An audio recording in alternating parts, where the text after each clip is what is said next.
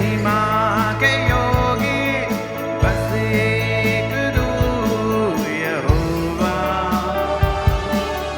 कोई नहीं है बेदाग पवित्र बस एक तू मसीहा।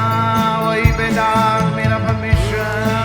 नहीं है महिमा के योग्य बस एक तू यहोवा।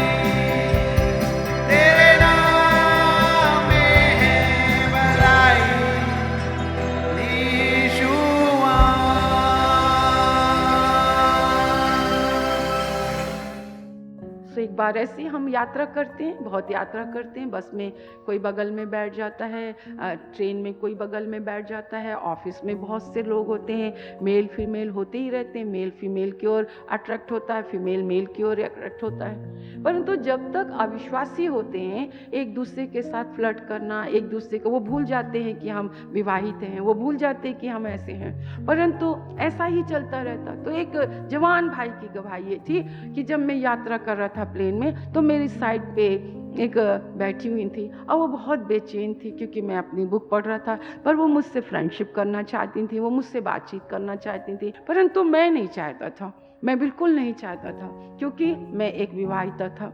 और मैं इसलिए विवाहिता था, मैं मन में सोचने लगा कि अगर मैं कर भी लूँ इसके साथ फ्लर्ट, इसके साथ फ्रेंडशिप कर भी लूँ, थोड़ा मज़े कर भी लूँ, परंतु मेरी पत्नी को पता तो नहीं चलेगा, मेरी पत्नी जानेगी भी नहीं, मैं अपने घर चला जाऊंगा, अपनी पत्नी के साथ मैं वैसा ही व्यवहार करूंगा, उसको बिना जाने बगैर।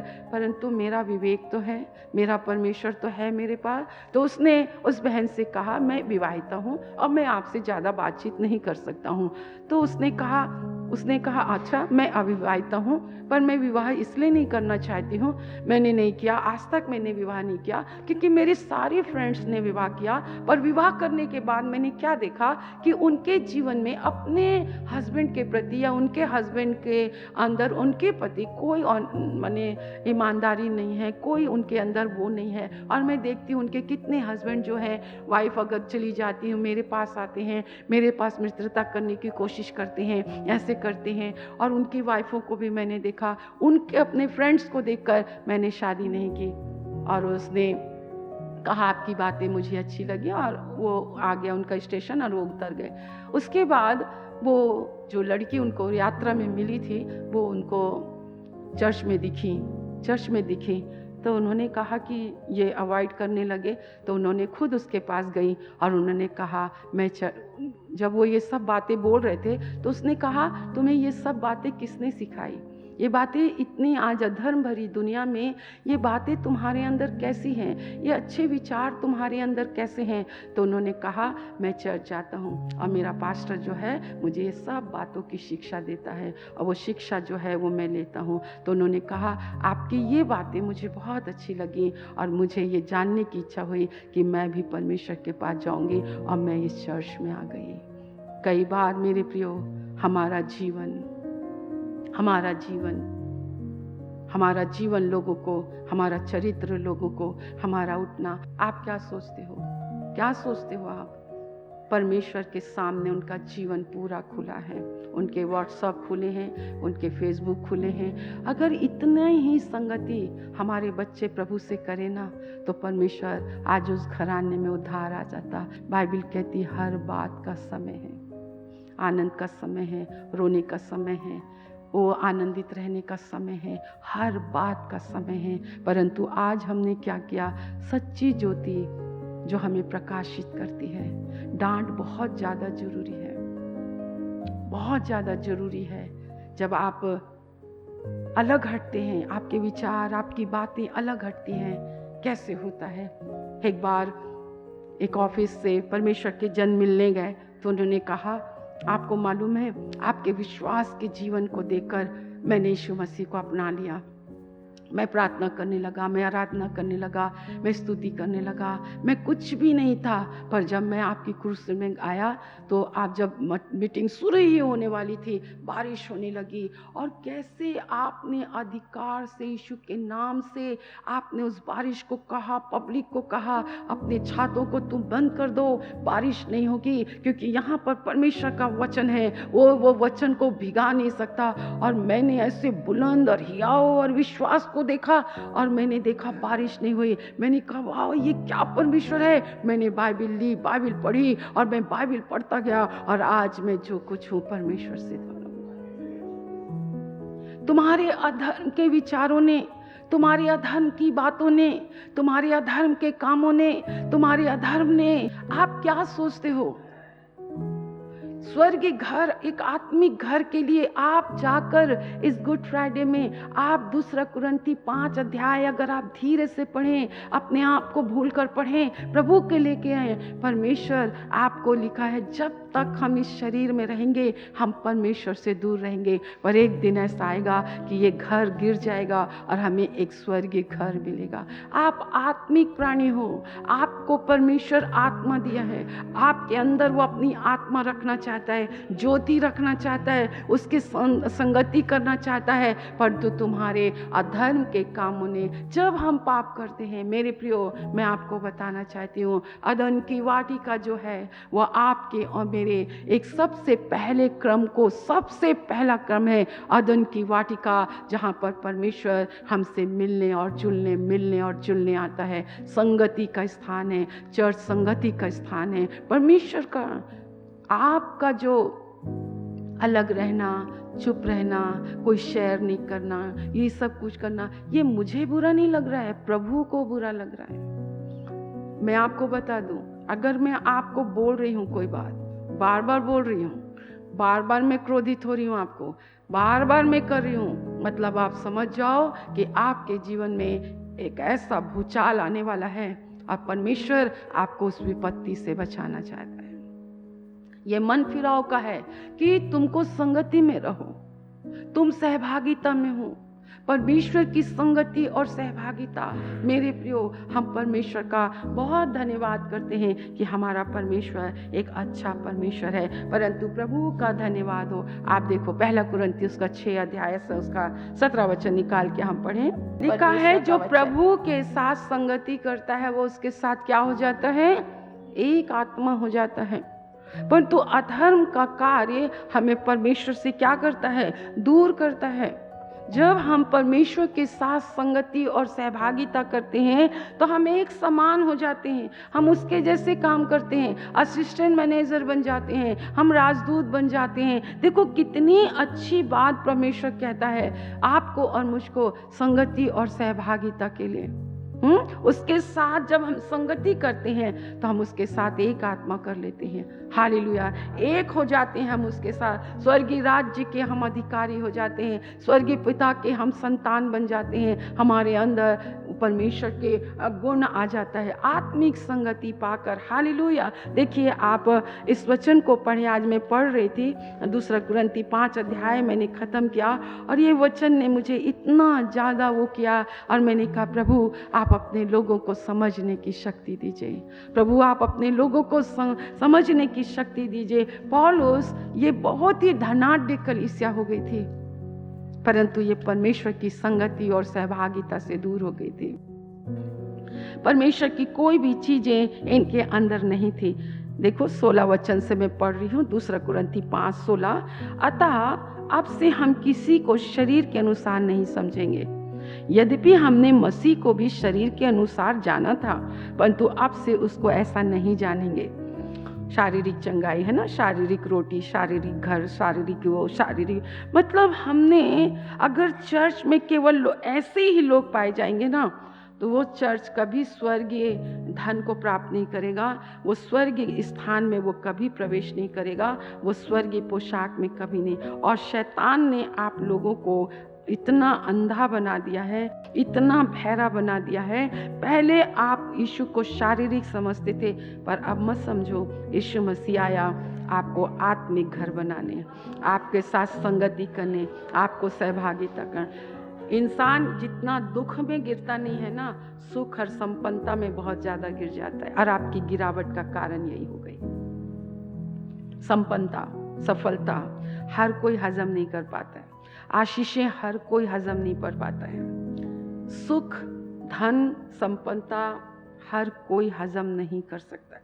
वह आपकी आत्मा का गिरावट हो जाता है। जितना इंसान दुखों में नहीं गिरता है, पौलुस इसलिए कहता है मैं घटना और बढ़ना दोनों जानती हूँ। सबसे पहले आपका भरोसा टूट जाता है, आप घमंड हो जाते हैं, धीरे से आप लोगों से अलग हो जाते हैं, आपका उठना बैठना कम हो जाता है।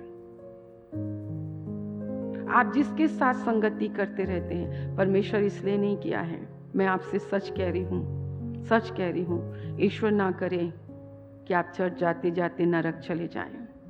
इसलिए परमेश्वर की आत्मा आपसे कह रही है, मुझे तो सबसे ज़्यादा उसके राज्य को फैलाना चाहिए, क्योंकि उसने मुझे घोड़े से उठाया है।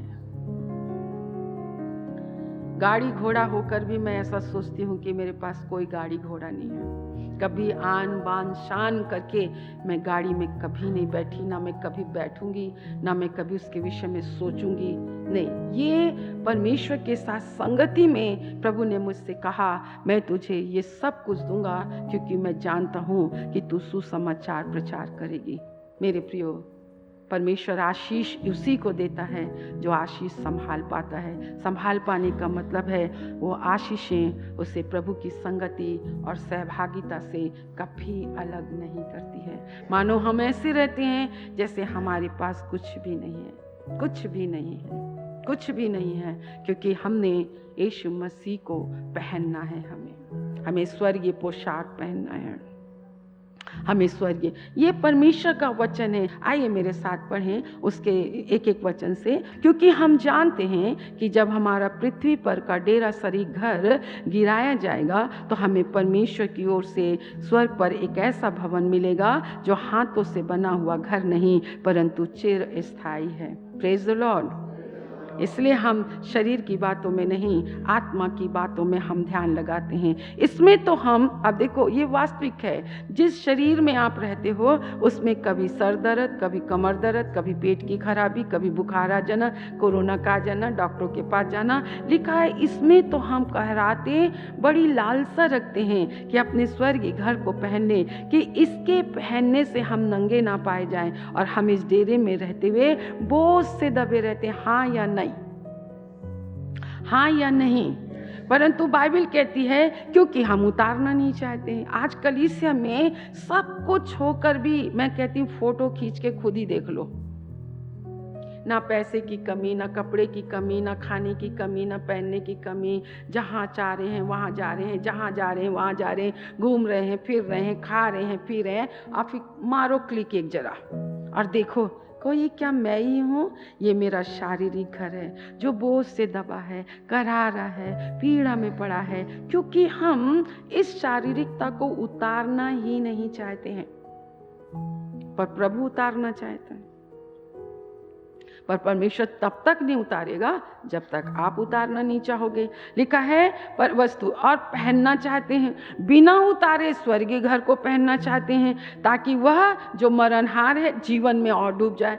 जिसने हमें इसी बात के लिए तैयार किया है वह है परमेश्वर, जिसने हमें ब्याने में आत्मा दिया है कि हम स्वर्गीय घर को पहने, हम जीवन पाएं, हम आनंदित हों। चोर आया चोरी करने, नाश करने, घात करने, यीशु आया मुझे जीवन देने और शैतान आपकी आत्मा से ये सब चीजें चोरी कर रहा है। अतः हम सदा ढारस बांधे रहते हैं और ये जानते हैं कि जब तक इस देह में रहते हैं तब तक प्रभु से अलग हैं, क्योंकि हम रूप को देखकर नहीं विश्वास से चलते हैं। हालेलुया। अय्यूब कहता है, दाऊद कहता है, उपवास करते करते मेरी जो चमड़ी है मेरे हड्डी से चिपक गई है। हमारा बाहरी मनुष्यत्व भले निर्बल होता चला जा रहा है उस स्वर्गीय घर को पहनने के लिए, पर हमारी आत्मा तो स्ट्रांग हो रही है ना, उसमें जीवन है। नगर को जीत लेने की सामर्थ्य है, गोलियात को हरा देने की सामर्थ्य है, मिद्यानियों को, पलिस्तियों को भगा देने की सामर्थ्य है। बाइबल कहती है शत्रु आएंगे, घेरेंगे, परंतु 7 मार्ग होकर परमेश्वर उनको खदेड़ेगा। अभी देखा नहीं है लोगों ने परमेश्वर की सामर्थ को। ईश्वर ना करे कि परमेश्वर आपका शत्रु बन जाए। आज मैंने लय व्यवस्था की पुस्तक में पढ़ा, वो शत्रु भी बन जाता है, सबसे ज्यादा जलन रखने वाला है, क्योंकि आपके पास उसकी दी गई सारी चीजें हैं। अगर आपने उससे संगति और सहभागिता करना छोड़कर अगर आपने उन सारी चीजों के साथ आप संगति करें, चाहे आपका पति हो, आपका बेटा हो, नौकरी हो, धन हो, दौलत हो, मकान हो, बिस्तर हो, कपड़े हो, ज्वेलरी हो, कहता है मैं शत्रु बन जाऊंगा। ले व्यवस्था पढ़ लीजिएगा, परमेश्वर का वचन है ये। और बाइबल कहती है इसलिए हम ढारस बांधे रहते हैं और देह से अलग होकर प्रभु के साथ रहना और भी उत्तम समझते हैं। यह है फेलोशिप। आप प्रभु में भक्त बनना चाहते हैं, तो पास्टर बोलेगा अरे ये तो बेटी प्रभु को प्यार करना चाहती है, तो वो क्या करेगा, आपको सिखाएगा ना। लाइन अगर थोड़ी टेढ़ी करोगे तो थोड़ी ना मैं बोलूँगी नहीं नहीं टेढ़ा है चल जाएगा। तो जब एक लाइन टेढ़ी होगी तो आपकी तो जिंदगी की पूरी लाइन टेढ़ी हो जाएगी, हाँ या नहीं। तो डांट खाना अच्छा है कि बुरा है? कौन डांट का बुरा मानता है? ठट्ठा करने वाला। और कौन है ठट्ठा करने वाला? लूसीफर। परमेश्वर का वचन कहता है और लिखा है कि प्रभु के साथ रहना और भी उत्तम समझते हैं। इस कारण हमारे मन की उमंग यह है कि चाहे साथ रहें चाहे अलग रहें, पर हम उसे भाते रहें। किसको भाना है? एक दूसरे को कि परमेश्वर को? कितने लोग चाहते हैं कि आप परमेश्वर को खुश करें? आपको परमेश्वर को खुश करना है। मेरे प्रियो, हम परमेश्वर का बहुत धन्यवाद करते हैं। क्यों? क्योंकि अवश्य है कि हम सब का हाल मसीह के न्याय आसन के सामने खुल जाए कि हर एक व्यक्ति को अपने अपने भले बुरे कामों का बदला जो उसने देह के द्वारा है वो पाए। हर पास्टर खड़ा होगा कि उसने उसके परमेश्वर के लोगों को कैसी चरवाही की। वो उन पास्टरों के विषय में यहेजकेल यिर्मयाह कहते हैं, वो उन भोले भालों को तंग करते हैं, उनसे सब कुछ खा लेते हैं और झूठी झूठी बातें कहते हैं, सब कुछ ठीक है, सब कुछ ठीक है। नहीं मेरे प्रियो, श्रापित है वो तलवार जो आपका लहू ना बहाए। परमेश्वर का वचन दो धारी तलवार है जो आपकी भावना, आपके विचार, आपकी कल्पनाओं को आर और पार छेद कर आपको एक नए जीवन में लेकर जाता है। ये परमेश्वर का वचन है। प्रभु ने आपको और मुझको असिस्टेंट मैनेजर, आपके साथ संगति और सहभागिता रखकर वो कहते तुम मेरे राजदूत हो, मैंने तुम्हें मेल मिलाप की सेवा की है। उस मेल मिलाप मैंने तुमसे मेल किया, पर अब मेल और मिलाप कराने का काम मैंने तुम पर सौंप दिया हो। हम बार बार ये बातें आपको सिखाते रहेंगे। परमेश्वर सच्चा है, इसलिए हम भी सच्चे बने। वो ज्योति है, हम भी ज्योति में होंगे। वो गुणकारी है, हम भी गुणों से भरे होंगे। अब देखो, हो सकता है और नहीं भी हो सकता है।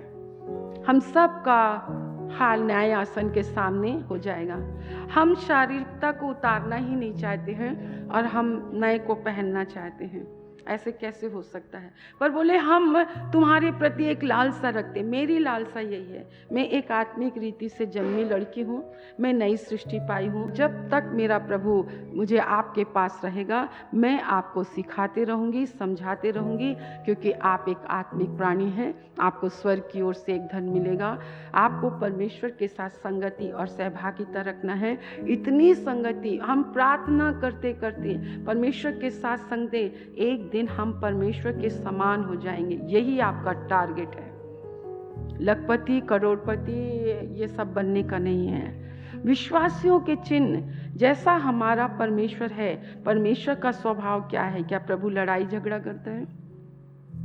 एक दूसरे के ऊपर लाठी उठाता है, एक दूसरे के ऊपर तलवार चलाता है, एक दूसरे की इंसल्ट करता है, एक दूसरे के ऊपर मुंह चिढ़ाता है, एक दूसरे की बदनामी करता है, एक दूसरे की निंदा करता है, एक दूसरे का क्या करता है? ये तो सब शारीरिक जीवन है। जब हम शरीर में थे तो हम ऐसा बहुत कुछ करते थे, परंतु जब हम आत्मिक होकर अगर ऐसा करते हैं तो विश्वासियों के चिन्ह वो है कि विश्वास करने वाले ऐसे करेंगे। पर वो कौन है? क्या ये काम हम कर रहे हैं? लिखा है वो तो हाथ रखेंगे तो बीमार चंगे हो जाएंगे। यहाँ तो प्रार्थना से लोग चंगे नहीं हो रहे, तो हाथ रखने की तो बात ही छोड़ दो।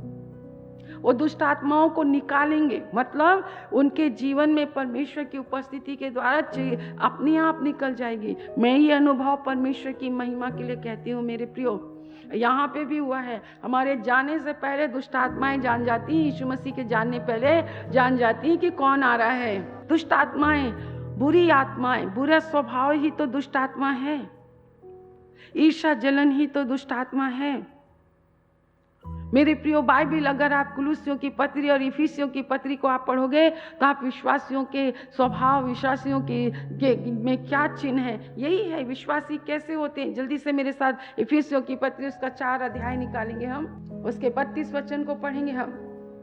31 और 32 सब प्रकार की कड़वाहट, अप्रकोप, अक्रोध, अकलह और निंदा और सब बैर भाव समेत तुमसे दूर किए जाएं। एक दूसरे पर कृपालु करुणामय हो, जैसे परमेश्वर ने मसीह में तुम्हारे अपराध क्षमा किए, वैसे ही तुम भी एक दूसरे के साथ डिसिप्लिन सिखाना और डिसिप्लिन सिखाकर अपने बच्चों को लाइन में बैठो, समय से चर्च में आओ, चर्च में उछल कूद मत करो। हमारे सामने खड़े हैं, तुम्हारे विचार, तुम्हारी भावनाएं अगर गलत नजर आ रही हैं, तुमको तुरंत डांटना ये पाप नहीं है। विश्वासियों के स्वभाव क्या है? विश्वासियों का स्वभाव अगर आप कुलुस्सियों की पत्री में देखें 3 अध्याय, आपको मालूम होना चाहिए मसीह के स्वभाव में। इसलिए परमेश्वर आपको और मुझको संगति में प्रार्थना, इसलिए प्रार्थना, बाइबल स्टडी, इसलिए वचन, ये सब में परमेश्वर हमको बुलाता है। कुलुस्सियों की पत्री 3 अध्याय। इसलिए परमेश्वर के चुने हुए के समान जो पवित्र और प्रिय हैं, बड़ी करुणा और भलाई और दीनता और नम्रता और सहनशीलता धारण करो। ये है मसीहों का स्वभाव, ये है मसीहों का स्वभाव। सामने वाला आप गलत नहीं हैं, सही हैं, फिर भी आपको एक दूसरे के साथ, जब संडे हम व्यवहार करते हैं एक दूसरे के साथ, हम कैसा व्यवहार करते हैं। इसलिए खाते पीते समय प्रभु और प्रभु के दूत आपको देखते हैं। प्रभु भोज खाते समय आपको देखा जाता है, जब चर्च आते हो आप देखा जाता है, 2 विश्वासी जब बातचीत करते हैं देखा जाता है। एक दूसरे के अपराधों को जानकर उनको समझाना अलग बात है, पर उस अपराधों की चर्चा 10 जगह करना, पर उसके लिए प्रार्थना न करना और एक सत्य से भटके हुए को फेर लाना कितने अनेक पापों पर पर्दा डालता है। विश्वासियों के चिन्ह, जब हम परमेश्वर के साथ संगति और सहभागिता करेंगे तो एक दिन हमारे जीवन में लोग देखेंगे हम उसकी संगति और उसकी सहभागिता में बुलाए गए हैं। नम्रता, दीनता, सहनशीलता।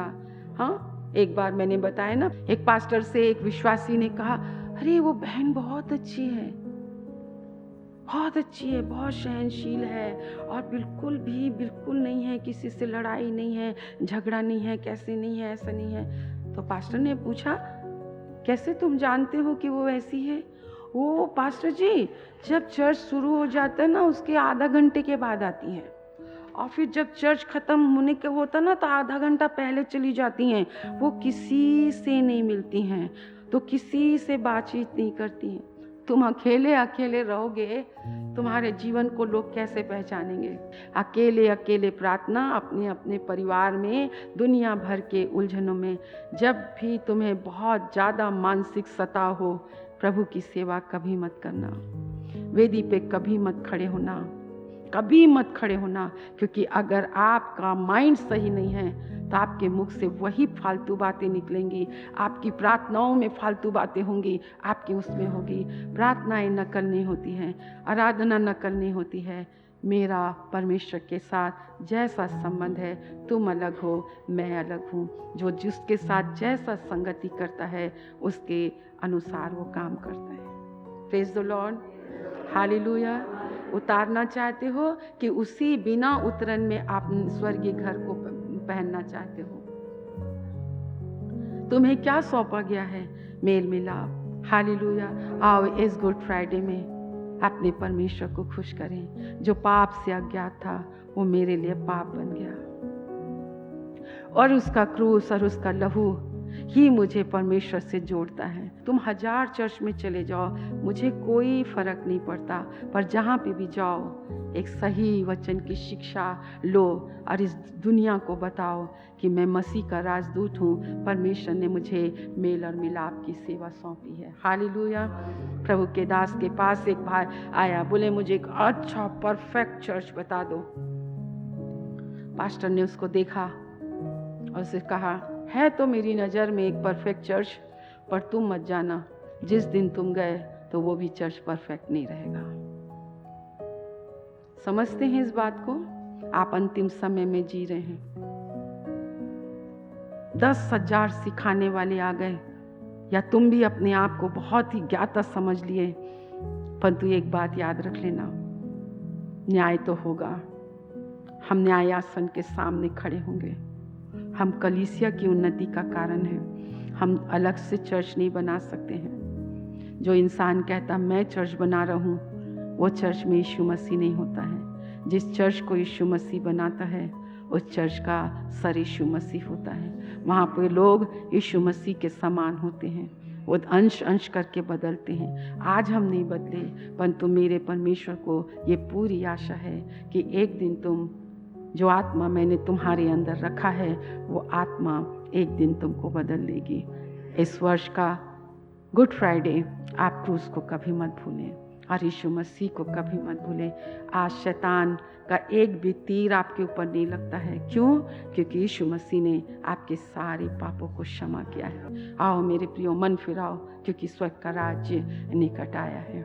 Hallelujah Lord, thank you Lord, thank you Lord. अगर हम ज्योति में चलें तो उसके साथ हम संगति करते हैं।